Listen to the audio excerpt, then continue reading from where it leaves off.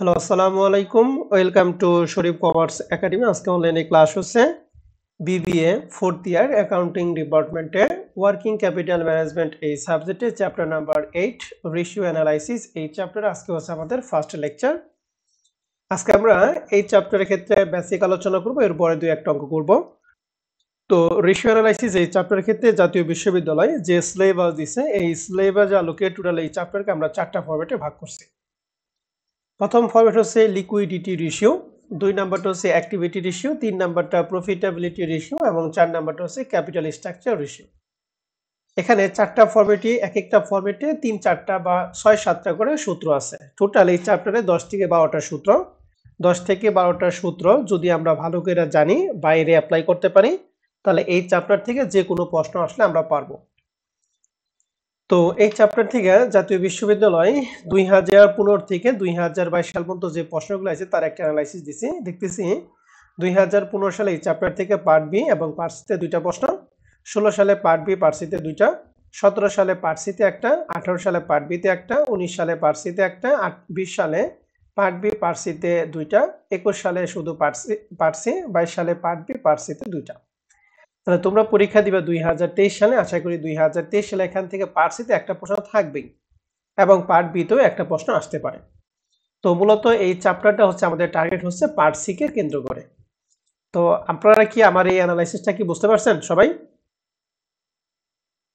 জি sir. জি sir, বুঝতে ওকে, পারছি। এবার আসেন আমরা এই চ্যাপ্টারে বেসিক কিছু আলোচনা করব। সর্বপ্রথম আমরা শুরু করব ফরম্যাট 1 লিকুইডিটি রেশিও, বা যেটাকে আরেকটা নাম বলা হয় শর্ট টার্ম সলভেন্সি রেশিও। তো এই ক্ষেত্রে আমাদের 6-7টা সূত্র দিয়ে আছে। প্রথম সূত্রটা হচ্ছে কারেন্ট রেশিও। এগুলা হচ্ছে আপনারা এর আগেও পড়ছেন, অনার্স ফার্স্ট ইয়ারে পড়ছেন, আবার ইন্টারমিডিয়েটে পড়ছেন। তো কারেন্ট রেশিওর বাংলা হচ্ছে চলতি অনুপাত, যার সূত্র হচ্ছে current asset divided by current liability. ঠিক আছে? এখন কারেন্ট অ্যাসেট কি কি এবং কারেন্ট লায়াবিলিটি কি কি, as a fourth year student হিসেবে আপনি জানেন। এর মূলে যদি আপনাদের যদি কারো কোনো গ্যাপ থাকে, তাহলে সেক্ষেত্রে আমি তার জন্য এখানে লিখে দিচ্ছি কারেন্ট অ্যাসেট কি কি। যেমন cash, bank, marketable security, note receivable, account receivable, others receivable, মানে সকল ধরনের রিসিভেবল হলো চলতি সম্পদ। এবার ইনভেন্টরির মধ্যে কয়েকটা থাকতে পারে, র material, working process, finish good, এগুলো সবগুলো হচ্ছে ক্লোজিং ব্যালেন্স। সাপ্লাইস এবং প্রিপেড এক্সপেন্স, প্রিপেড এক্সপেন্সটা সবচেয়ে ইম্পর্টেন্ট বেশি, হ্যাঁ, অগ্রিম খরচটা চলতি সম্পদ। আর কারেন্ট লায়াবিলিটি কি কি, notes payable, accounts payable, others, অর্থাৎ সকল ধরনের পেয়েবল হচ্ছে কারেন্ট লায়াবিলিটি, শুধুমাত্র বন্ডস পেয়েবল বাদে। আনআর্নড রেভিনিউ, অনুপার্জিত আয়, provision for tax, bank overdraft, VAT বা tax payable, dividend payable, accrued expense. এই অ্যাক্রুড এক্সপেন্স খুব ইম্পর্টেন্ট, বকেয়া খরচ। আর চলতি সম্পদের মধ্যে হচ্ছে প্রিপেড এক্সপেন্স মানে অগ্রিম খরচ। আর আনআর্নড রেভিনিউ মানে অনুপার্জিত আয়, যেটাকে বলা হয় অগ্রিম আয়। আর বকেয়া আয় হচ্ছে সম্পদ। তো এই হচ্ছে কারেন্ট অ্যাসেট এবং কারেন্ট লায়াবিলিটি, যার গ্যাপ আছে সে এই আইটেমগুলিটাও দেখে নিবা। তো প্রথম সূত্র বললাম কারেন্ট রেশিও, এই রেশিওটা আমাদের প্রত্যেকটা অঙ্ক করার ক্ষেত্রে থাকবে। এরপরে 2 নাম্বারটা হচ্ছে কুইক রেশিও বা অ্যাসেট রেশিও, যার সূত্র কি, কারেন্ট অ্যাসেট থেকে আমরা দুইটা জিনিস বাদ দেব, এক ইনভেন্টরি, দুই হচ্ছে প্রিপেড এক্সপেন্স। এখন ইনভেন্টরি কোন ইনভেন্টরি, ওপেনিং না ক্লোজিং? 100% closing inventory. আর ডিভাইডেড বাই কারেন্ট লায়াবিলিটি থেকে বাদ দিব ব্যাংক ওভারড্রাফট। ব্যাংক ওভারড্রাফট মানে কি, ব্যাংক জমাতিরিক্ত, যদি থাকে অবশ্যই আমরা বাদ দিব, আর না থাকলে তো বাদ দেওয়ার দরকার নাই, ওটা জিরো। 3 নাম্বার যেটা, সেটা হলো সুপার কুইক রেশিও। এই সুপার কুইক রেশিওর একটা নাম হচ্ছে অ্যাবসোলিউট রেশিও। কখনো কখনো প্রশ্নে অ্যাবসোলিউট রেশিও থাকে, আবার কখনো কখনো প্রশ্নে সুপার কুইক রেশিও দেওয়া থাকে। তো অ্যাবসোলিউট বা সুপার কুইক রেশিওর সূত্র হচ্ছে cash plus marketable security divided by current liability minus bank overdraft. এখন কিছু কিছু প্রশ্নের ক্ষেত্রে দেখবা যে সুপার কুইক বা অ্যাবসোলিউট রেশিওর ক্ষেত্রে কারেন্ট লায়াবিলিটি থেকে ব্যাংক ওভারড্রাফট বাদ দেয় না। যেটা বাদ দেয় না সেটা হলো পুরাতন সমাধান। নতুন সমাধানে অবশ্যই কারেন্ট লায়াবিলিটি থেকে ব্যাংক ওভারড্রাফট বাদ দিতে হবে। তাহলে সুপার কুইক রেশিও বা অ্যাবসোলিউট রেশিও সূত্রটা একটু বলেন তো দেখি, একজন বলেন। হ্যাঁ, ক্যাশ যোগ marketable securities divide by current liabilities যোগ bank overdraft. Current liability minus bank overdraft. ঠিক আছে? ব্যাংক সরি, এই কারেন্ট লায়াবিলিটি থেকে ব্যাংক ওভারড্রাফটটা বাদ অবশ্যই দিতে হবে। ঠিক আছে? এখন তাহলে আমরা এখানে 3টা সূত্র দেখলাম, এক কারেন্ট রেশিও, 2 কুইক রেশিও, 3 হচ্ছে super quick ratio. Super quick ratio একটা বাংলা, আরেকটা ইংলিশ কি বলেন দেখি, অ্যাবসোলিউট রেশিও। এরপরে আমরা ওয়ার্কিং ক্যাপিটালে যাব, সেটা হচ্ছে ওয়ার্কিং ক্যাপিটাল এখানে টোটাল 2 রকম, একটা হলো গ্রস ওয়ার্কিং ক্যাপিটাল আর একটা নেট ওয়ার্কিং ক্যাপিটাল। যদি শুধু ওয়ার্কিং ক্যাপিটাল বলে তাহলে আমরা এই নিট ওয়ার্কিং ক্যাপিটালকে বুঝবো। তাহলে এখন প্রশ্ন হচ্ছে গ্রস ওয়ার্কিং ক্যাপিটাল কি? গ্রস ওয়ার্কিং ক্যাপিটাল মানে হচ্ছে টোটাল কারেন্ট অ্যাসেট, অর্থাৎ কারেন্ট অ্যাসেটের যোগফলকে আমরা বলবো গ্রস ওয়ার্কিং ক্যাপিটাল। আর নিট ওয়ার্কিং ক্যাপিটাল কি স্যার? নিট ওয়ার্কিং ক্যাপিটাল হচ্ছে কারেন্ট অ্যাসেট থেকে কারেন্ট লায়াবিলিটি বিয়োগ করব। ঠিক আছে, নিট ওয়ার্কিং ক্যাপিটাল যে কথা, শুধু ওয়ার্কিং ক্যাপিটাল কি একই কথা। এখন এইটার পরে যদি শেষে যদি লেখা থাকে ওয়ার্কিং ক্যাপিটাল রেশিও বা net working capital ratio, ratio যখন থাকবে তখন আমাদের সূত্র হবে current asset minus current liability divided by হচ্ছে কারেন্ট লায়াবিলিটি। এখানে তিনটা কথা কিন্তু সিমিলার, ঠিক আছে, কিন্তু সূত্র কিন্তু ভিন্ন, অতএব কথা তিনটা ভালো করে খেয়াল করতে হবে। তো আমার সাথে সাথে একটু বলেন তো দেখি, সবাই বলেন গ্রস ওয়ার্কিং ক্যাপিটাল মানে কি? Total current asset. Asset. Net working capital মানে কি? Current asset good. হ্যাঁ, নিট ওয়ার্কিং ক্যাপিটাল রেশিও যদি চাই তাহলে সেক্ষেত্রে সূত্র কি? Current asset minus current liability divided by current liability. Okay, thank you, সবাইকে রেসপন্স করার জন্য ধন্যবাদ। তাহলে এই লিকুইডিটি রেশিওর ক্ষেত্রে আমরা টোটাল 6টা সূত্র দেখলাম। এই 6টা সূত্রের মধ্যে কমপক্ষে 2টা সূত্র প্রত্যেক অঙ্ক করার ক্ষেত্রে থাকবে, অতএব এই 6টা সূত্র আমরা সবাই ভালো করে খেয়াল করব। এবার ফরম্যাট 2 অ্যাক্টিভিটি রেশিও, যার একটা নাম হচ্ছে এফিসিয়েন্সি রেশিও, যেটাকে বলা হয় কার্যকরী দক্ষতা অনুপাত। এখানে আমাদের টোটাল 5টা সূত্র দিয়ে আছে। এর মধ্যে প্রথম 3টা সূত্র হচ্ছে কমন সূত্র, এটা আমরা আগে থেকেই জানি। যেমন প্রথমটা হচ্ছে অ্যাকাউন্ট রিসিভেবল টার্নওভার, যেটাকে আমরা বলতাম প্রাপ্য হিসাব আবর্তন অনুপাত বা দেনাদার আবর্তন অনুপাত, যার সূত্র কি? দেনাদার এটা কার সাথে সম্পর্ক? বাকিতে ক্রয় না বাকিতে বিক্রয়? বলেন তো দেখি। বাকিতে বিক্রয়। তাহলে সূত্র হচ্ছে net credit sales divided by নিচে হবে এভারেজ, যার টার্নওভার বের করব তার এভারেজ, অর্থাৎ অ্যাকাউন্ট রিসিভেবল টার্নওভার বের করব, এই জন্য এভারেজ কি অ্যাকাউন্ট রিসিভেবল। তাহলে অ্যাকাউন্ট রিসিভেবল টার্নওভার সূত্র কি? Net credit sales divided by average account receivable. একই রকম ভাবে যদি বলি অ্যাকাউন্টস পেয়েবল টার্নওভার, তাহলে অ্যাকাউন্টস পেয়েবল কার সাথে সম্পর্ক? Credit purchase.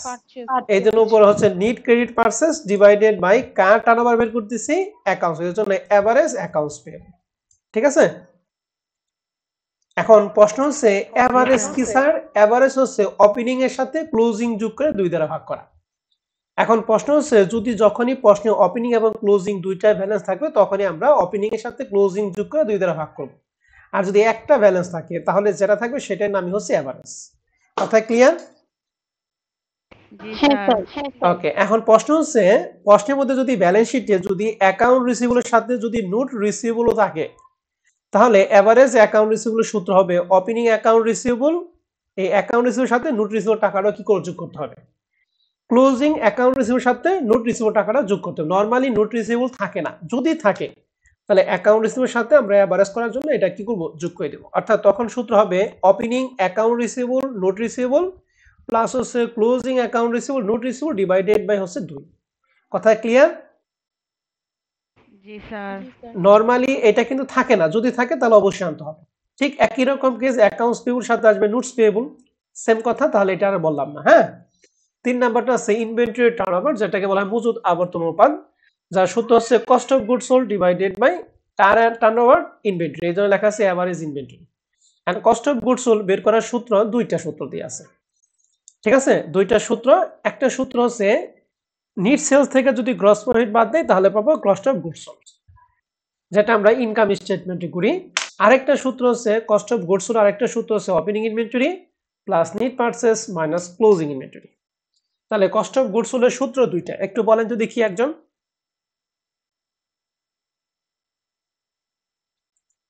প্রথম সূত্র নিট সেলস থেকে কি বাদ দিব আমরা?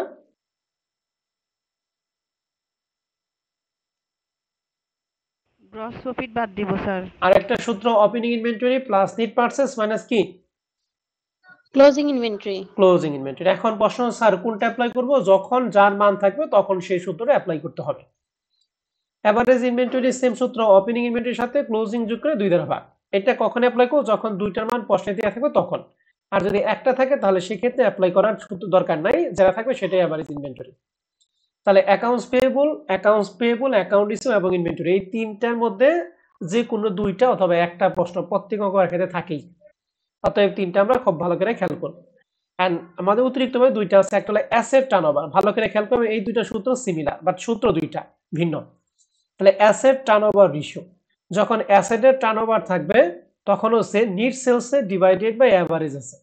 এন্ড এভারেজ অ্যাসেট কি, ওই একই রকম opening asset plus closing asset divided by 2। তাহলে অ্যাসেট টার্নওভারের ক্ষেত্রে সূত্র হচ্ছে net sales divided by asset turnover.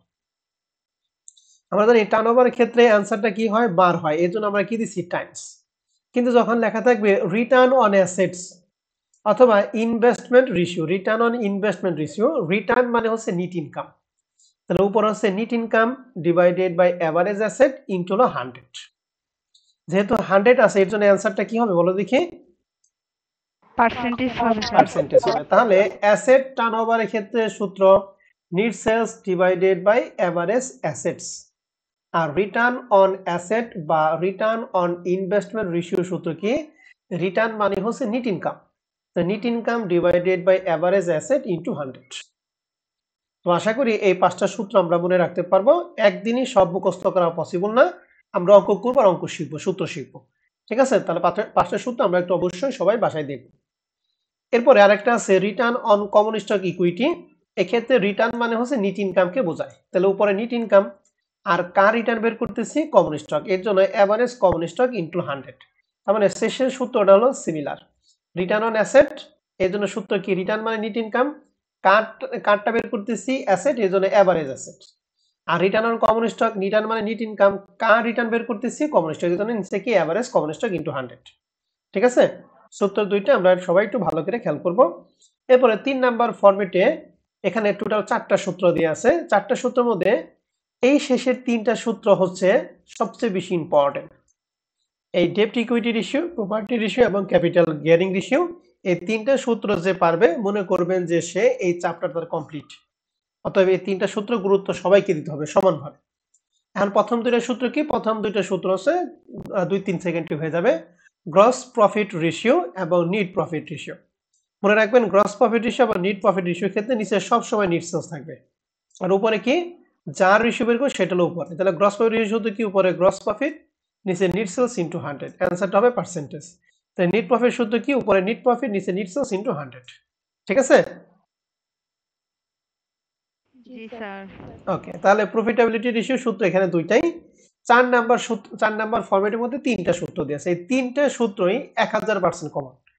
এখানে 3টা সূত্র যে পাবেন মনে রাখবেন তার এই চ্যাপ্টার ক্লিয়ার। এই 3টা সূত্রে অ্যাপ্লাই যদি আপনি করতে পারেন একা একা, তাহলে মনে করবেন যে তার এই চ্যাপ্টারটা ক্লিয়ার। তাহলে প্রথম সূত্র কি, প্রথম সূত্র হচ্ছে ডেপ্ট ইকুইটি রেশিও, খুবই ইম্পর্টেন্ট সূত্র। ডেপ্ট ইকুইটি রেশিও সূত্র হচ্ছে ডেপ্ট ইকুইটি সূত্র হচ্ছে লং টার্ম ডেপ্ট ডিভাইডেড বাই ইকুইটি ফান্ড। এই ইকুইটি ফান্ড যে কথা, প্রপার্টি ফান্ড একই কথা, অনার্স ইকুইটি একই কথা। আপনারা অনার্স ইকুইটি বলতে পারেন, ইকুইটি ফান্ডও বলতে পারেন। এখন প্রশ্ন হচ্ছে লং টার্ম ডেপ্ট মানে কি, লং টার্ম ডেপ্ট হচ্ছে দীর্ঘমেয়াদী দায়।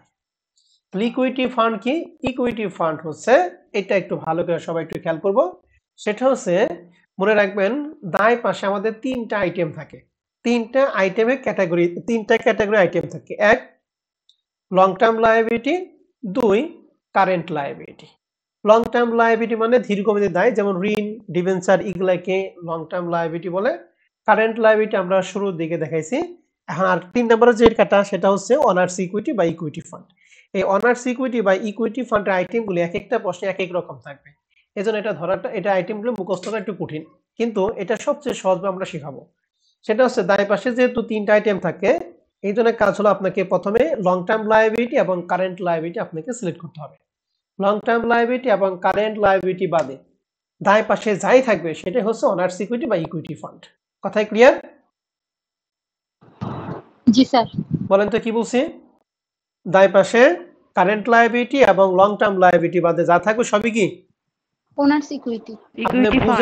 আপনি বুঝেন অথবা না বুঝেন, হ্যাঁ, চোখ বুঝে ওটা অনার্স ইকুইটি দিয়ে দিবেন। ক্লিয়ার? জি স্যার। তবে একটা কথা আছে, সেটা হচ্ছে যদি সম্পদ পাশে ভুয়া সম্পদ থাকে, এই ভুয়া সম্পদটা নরমালি থাকে না, যদি থাকে তাহলে সেটা আমরা বাদ দিয়ে দিব। এন্ড ভুয়া সম্পদ কি, ভুয়া সম্পদ হচ্ছে প্রিলিমিনারি এক্সপেন্স, যেটা বলে প্রাথমিক খরচ। আরেকটা হচ্ছে ডিসকাউন্ট অন শেয়ার, শেয়ারের অবহার। এই দুইটা আইটেম আপনারা একটু খাতার মধ্যে লিখে রাখবেন, হ্যাঁ, প্রিলিমিনারি এক্সপেন্স আর এটা কি ডিসকাউন্ট অন শেয়ার, এই দুইটা হচ্ছে ভুয়া সম্পদ।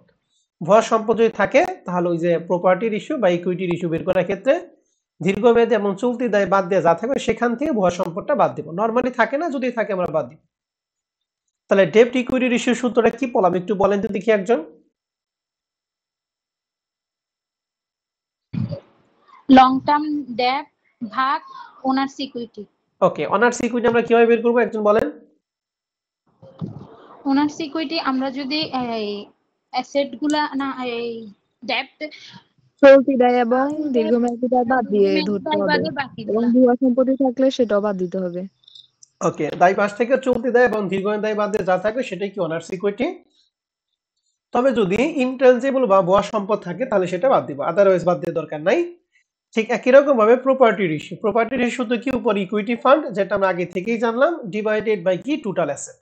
এন্ড এই ক্ষেত্রে আমাদের লেখা আছে এক্সেপ্ট ফিকটিসিয়াস অ্যাসেট, দ্যাট মিন্স ভুয়া সম্পদ বাদে। ভুয়া সম্পদ যদি থাকে তাহলে সেটা বাদ দিব।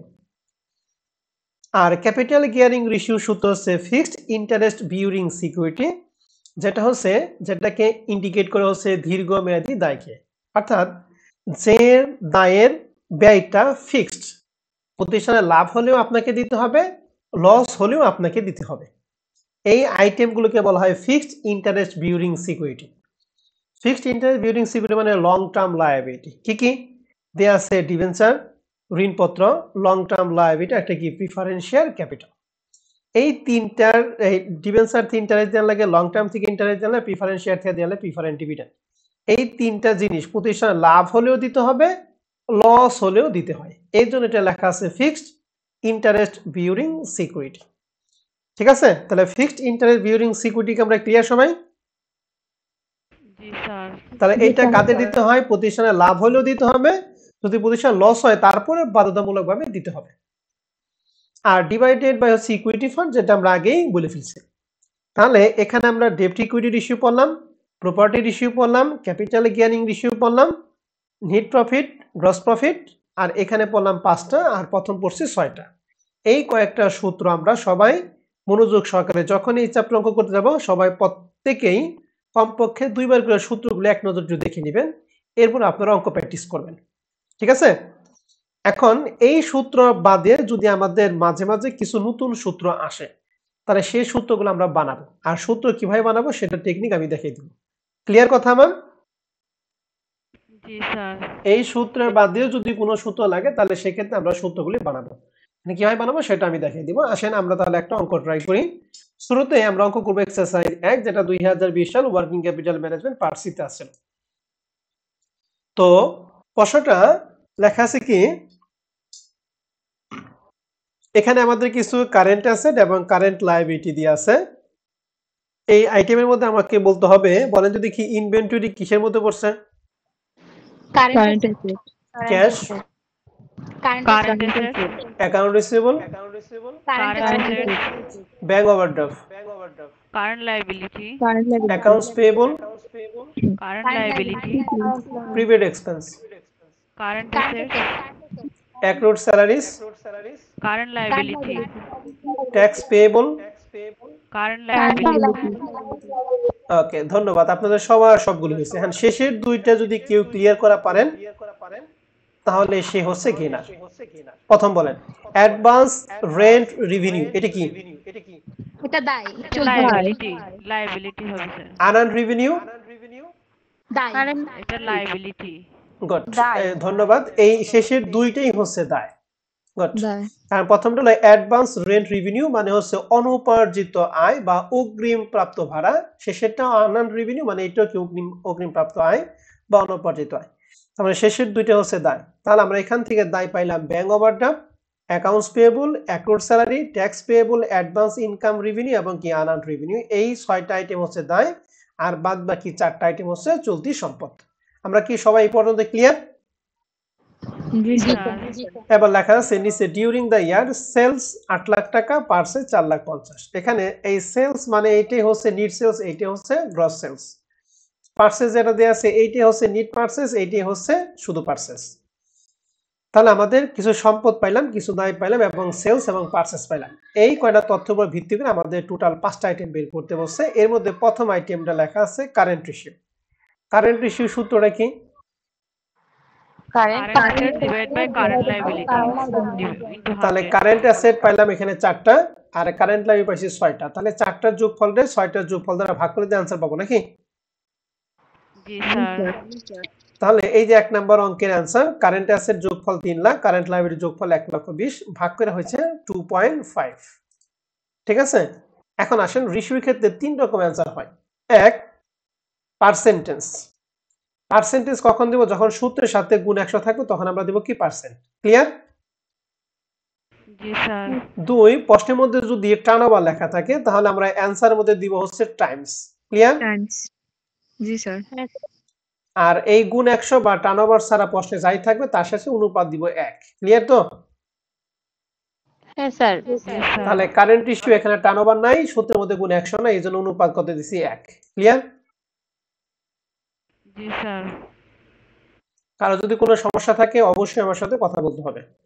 2 নাম্বারটা বলেন অ্যাসেট ট্রেস রেশিও, এই সূত্র কি? Current asset minus prepaid expense ভাগ minus inventory divide by current liability minus bank overdraft. Good. তাহলে কারেন্ট অ্যাসেট থেকে দুইটা জিনিস বাদ দেব, এক ইনভেন্টরি এবং প্রিপেইড এক্সপেন্স, আর কারেন্ট লিমিট থেকে বাদ দিব হচ্ছে ব্যাংক ওভারড্রাফট। তাহলে আমাদের এখানে ইনভেন্টরি আছে, প্রিপেইড এক্সপেন্সও আছে, আবার ব্যাংক ওভারড্রাফট আছে। ঠিক আছে, সবই আছে। তাহলে আমরা একটু অ্যাপ্লাই দেখি।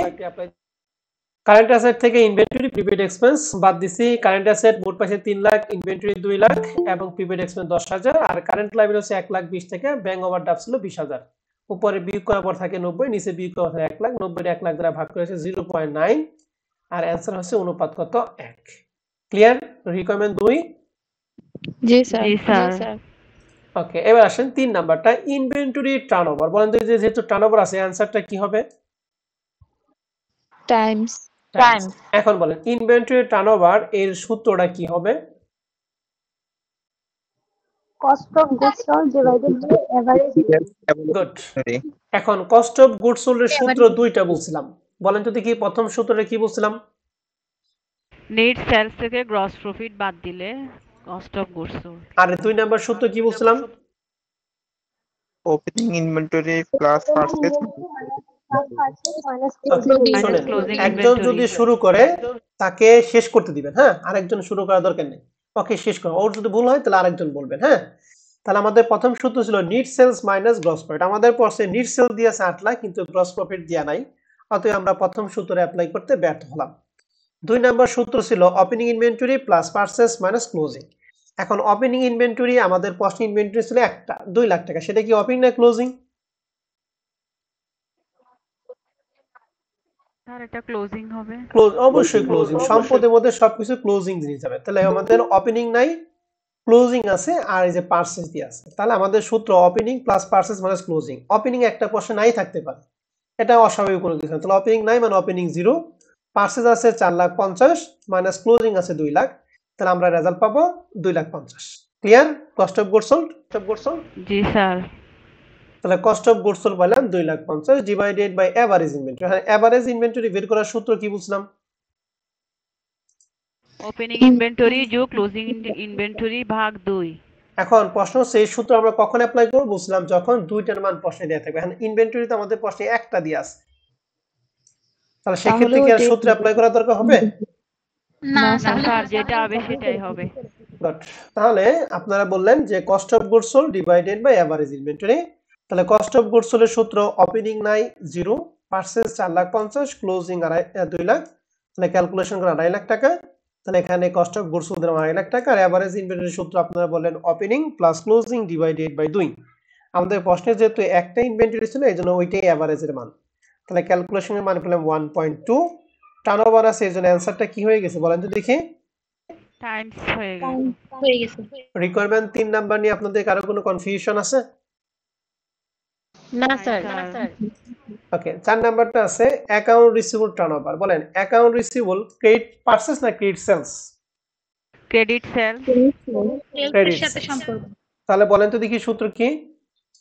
NEET sales divided net sales divided by average account receivable. আরেকজন বলেন, দুইজনের ভুল হইছে। credit sales divided total good net sales না net credit sales good net credit sales divided average inventory okay এখন আসেন আমাদের সেলস প্রশ্নে 8 লাখ টাকা দিয়ে আছে তার মানে এইটাই নিট সেলস এইটাই ক্রেডিট সেলস এইটাই ক্যাশ সেলস মানে সবকিছুই 8 লাখ টাকাই কথা বুঝিয়ে পারছি জি জি স্যার স্যার আর divided by average account receivable এখন অ্যাকাউন্ট রিসিভেবল আমাদের প্রশ্নে 50,000 টাকা একটাই দিয়ে আছে এটা ক্লোজিংটা দিয়ে আছে ওপেনিং নাই তার মানে কি আর এভারেজের সূত্র অ্যাপ্লাই করা দরকার আছে না স্যার না স্যার তাহলে 8 লাখ নেই 50 দ্বারা ভাগ করবো তাহলে আমরা এখানে এক সূত্র লিখছি নিট ক্রেডিট সেলস 8 লাখ টাকা এভারেজ অ্যাকাউন্ট রিসিভেবল 50 ভাগ করলে হয় 16 টার্নওভার আছে এজন্য অ্যানসারটা কি হয়ে গেছে times টাইমস আশা করি বুঝতে পারছি সবাই জি স্যার জি স্যার 2 নাম্বারটা 5 নাম্বারটা আছে অ্যাকাউন্টস পেবল টার্নওভার তাহলে অ্যাকাউন্টস পেবল টার্নওভার সূত্র কি credit purchase divided account credit purchase divide by average accounts payable okay এবার ক্রেডিট পারচেজ আমাদের প্রশ্নে কত হবে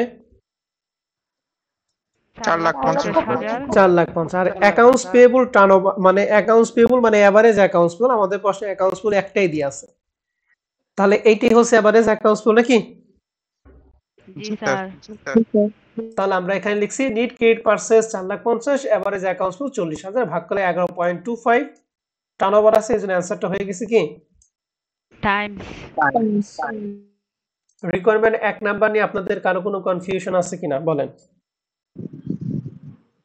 না স্যার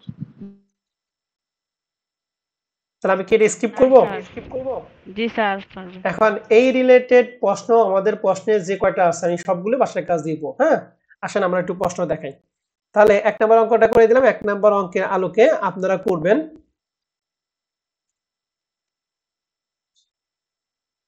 তো হুবহুব কিছু অঙ্ক আছে অঙ্কগুলো আমি একটু দিয়ে দিতেছি একটু ভালো করে সবাই একটু দেখেন এটা খাতার মধ্যে লিখে রাখেন আমি কিন্তু এগুলা আর দেখাবো না হ্যাঁ যদি সমস্যা হয় সমস্যাটা আমি দেখাবো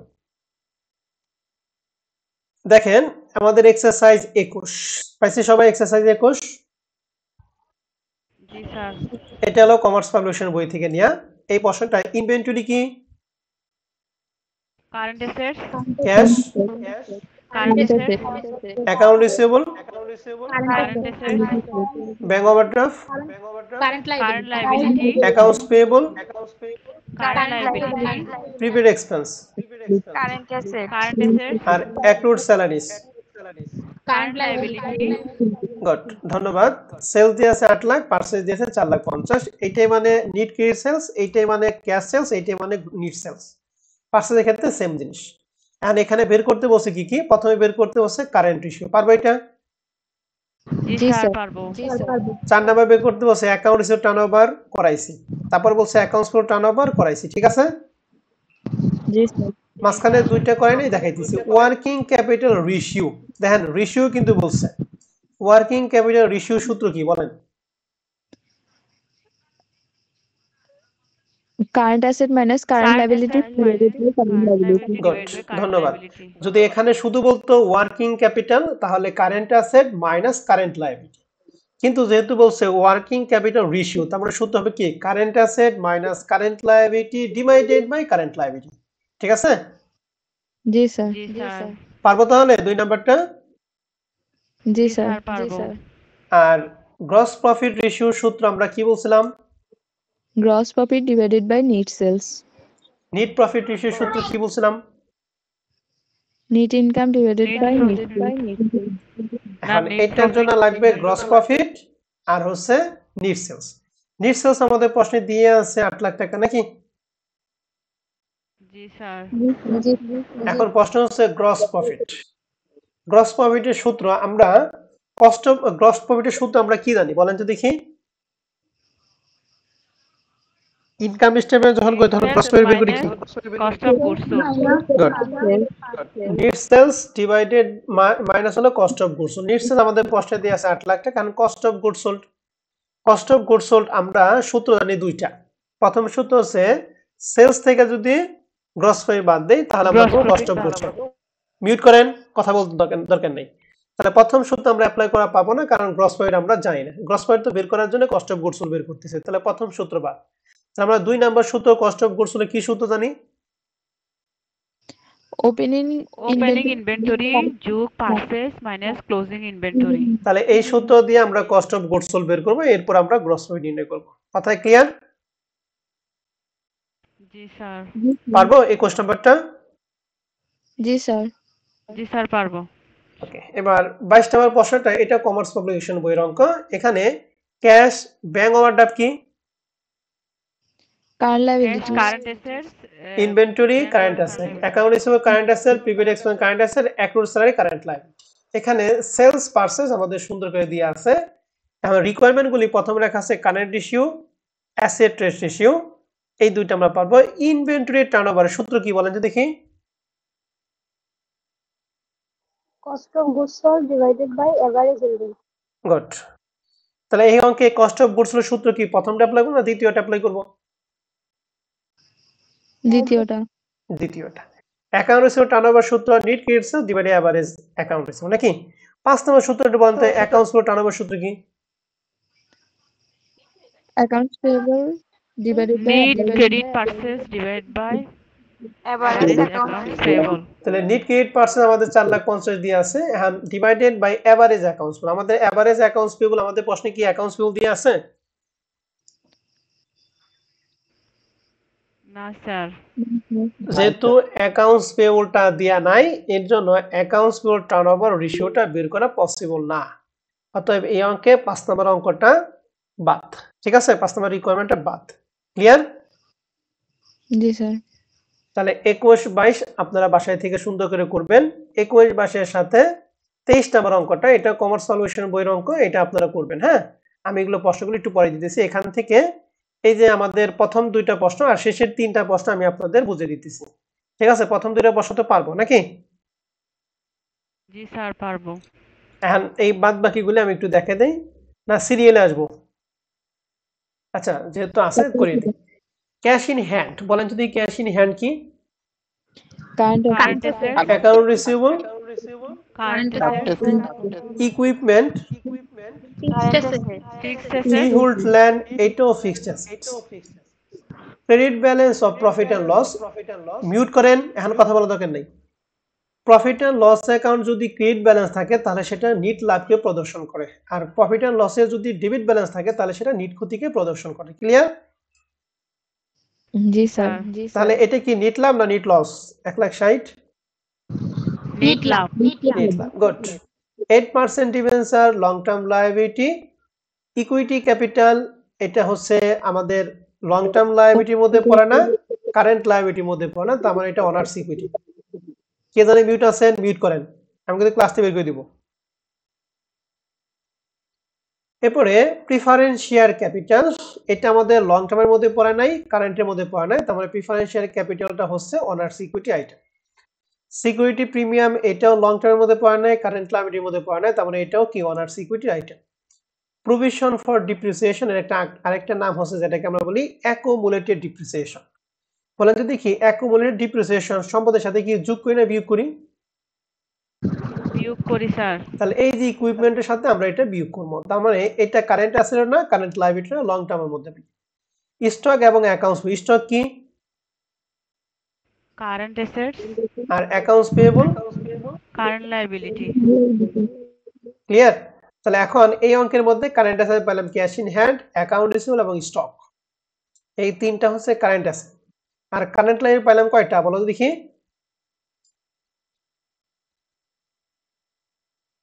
একটা স্যার। একটাই। তাহলে 1 নাম্বার এবং 2 নাম্বার রিকোয়ারমেন্ট কারেন্ট অ্যাসেট এবং অ্যাসেট ট্রেড রেশিও আমরা কি পারবো? জি স্যার পারবো। এই সবাই পারবেন তো? জি স্যার পারবো। জি স্যার পারবো।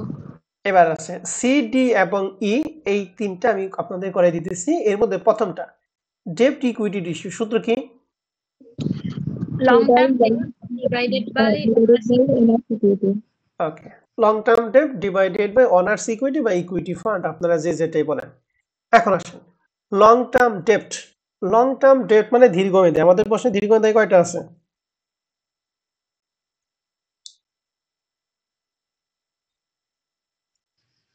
একটা স্যার। কোনটা? 8%? 8% ডিবেঞ্চার। ডিবেঞ্চার। আর divided by equity fund. And equity ফান্ডের আইটেমগুলো আমরা কয়টা পেলাম এখানে?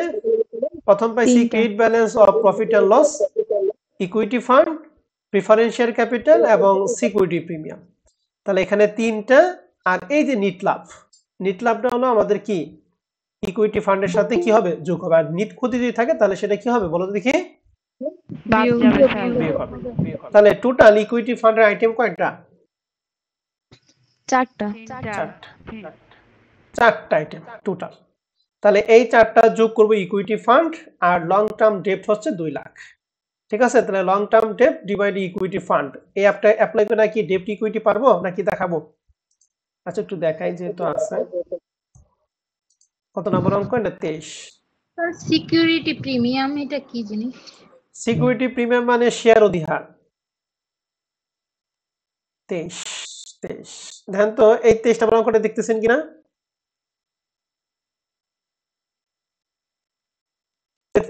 সি নাম্বার রিকোয়ারমেন্টটা ডেট ইকুইটি রেশিও পাইছেন? Long term debt divide by কি ইকুইটি ফান্ড। ওকে, তো লং টার্ম ডেট একটাই ছিল 2 লাখ টাকা। আর ইকুইটি ফান্ড আমাদের কয়টা আইটেম বলো তো দেখি?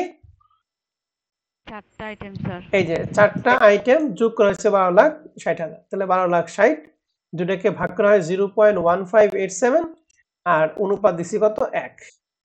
Requirement 3 number clear? জি স্যার। জি স্যার। এবার আসেন আমরা 4 নাম্বারটা করব প্রপার্টি রেশিও। প্রপার্টি রেশিও সূত্রটা কি?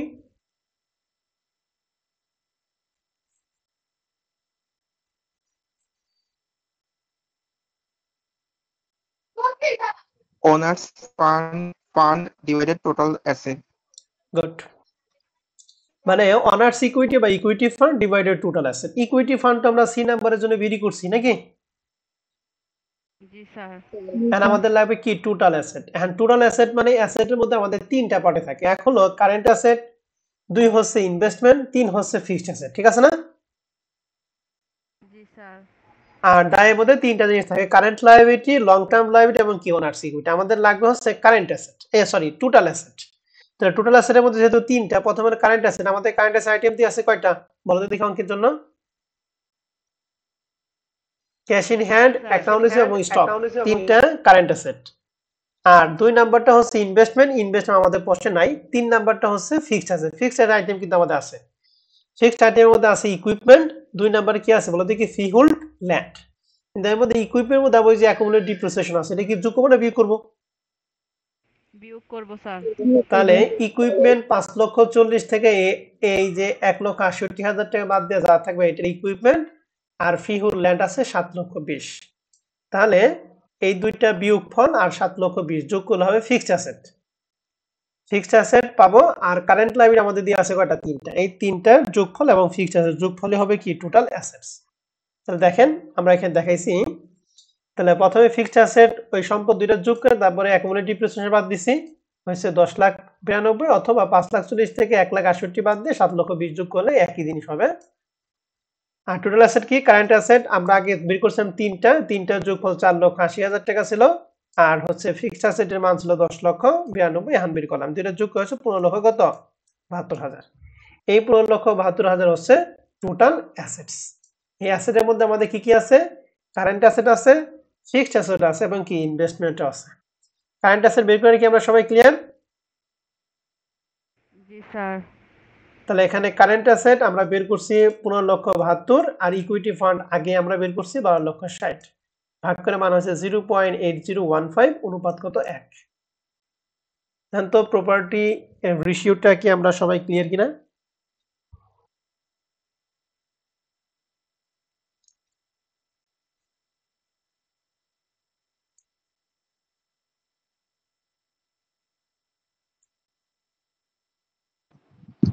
জি স্যার।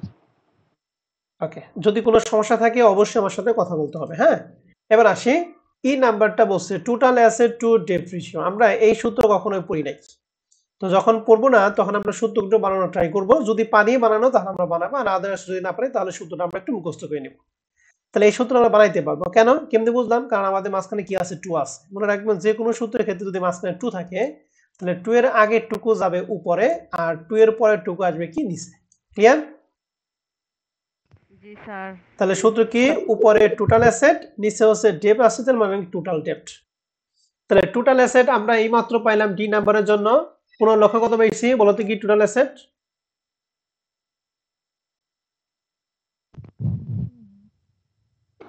15,72,000 টাকা। গুড। আর আমাদের লাগবে হচ্ছে টোটাল ডেট। টোটাল ডেট মানে কি, দীর্ঘমেয়াদী দায়। দীর্ঘমেয়াদী আমাদের প্রশ্ন আছে কয়টা? একটা স্যার। একটা। টোটাল ডেট, সরি আমি ভুল বলছি, টোটাল ডেট মানে কি কারেন্ট প্লাস কি লং টার্ম, দুইটা মিলে হচ্ছে টোটাল ডেট। তাহলে কারেন্ট লাইবিলিটি আমাদের প্রশ্নে ছিল একটাই 1,12,000, আর দীর্ঘমেয়াদী দায় ছিল একটাই 2 লাখ টাকা। তাহলে এই দুইটা মিলে হয় 3,12,000। তাহলে আমরা এখানে সূত্র লিখছি, টোটাল অ্যাসেট মানে আগে থেকে বের করছি 15,72,000, টোটাল ডেট পেলাম 3,12,000, ভাগ করে হয় 5.04, অনুপাত কত 1। ঠিক আছে? জি স্যার। তাহলে এই যে 23 নম্বর অঙ্কটা করলাম, এর মধ্যে আপনাদের কারো কোনো প্রশ্ন থাকলে আমার সাথে কথা বলেন 23 নম্বর অঙ্ক নিয়ে।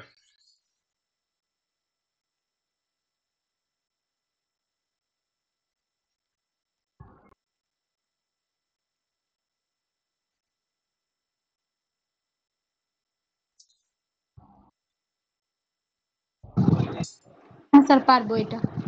ওকে, তাহলে আপনাদের কাজ হলো 21, 22, 23, আর এক্সারসাইজ একটা আমি করাইলাম। আর এগুলো হচ্ছে আমরা আজকে করব না, কারণ এগুলো হচ্ছে আমাদের নেক্সট ক্লাসে করতে হবে।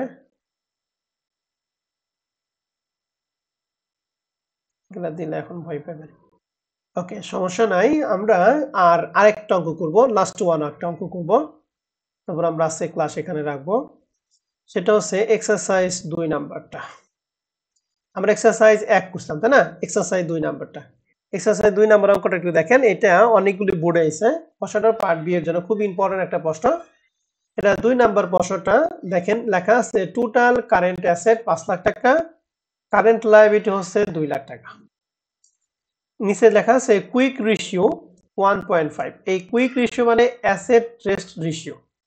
যে অ্যাসেট টেস্ট রেশিও যে সূত্র ফলে আমরা যে মানটা বের করতাম, ওই মানটাই আমাদের প্রশ্নে দেয়া আছে। তাহলে আমাদের প্রশ্নে দিয়ে আছে 3টা জিনিস বের করতে বলছে, 3টা। প্রথমটা হচ্ছে টোটাল ওয়ার্কিং ক্যাপিটাল। বলেন তো টোটাল ওয়ার্কিং ক্যাপিটাল মানে, টোটাল ওয়ার্কিং ক্যাপিটাল যে কথা, গ্রস ওয়ার্কিং ক্যাপিটাল কি কথা, এটা সূত্র কি? Total current assets. তাহলে টোটাল কারেন্ট অ্যাসেট আমাদের প্রশ্নে দিয়ে আছে কত?